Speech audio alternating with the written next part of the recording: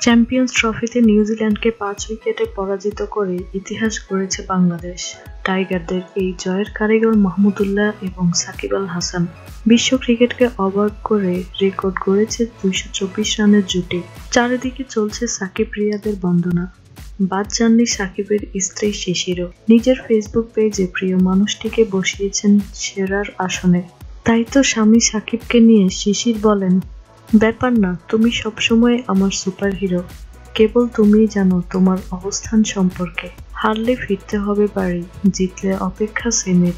এমন সমীকরণ মাথায় নিয়ে কার্ডিফে নামে টিম বাংলাদেশ।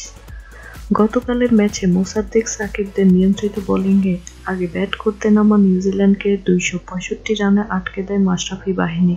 ৩ উইকেটে শিকার করেন মোসাদ্দেক, ২টি নেন তাসকিন আর ১টি উইকেট ঝুলিতে পড়ে মুস্তাফিজ। জবাবে ৩৩ রানের প্রথম সারির ৪ ব্যাটসম্যানকেই হারায় বাংলাদেশ।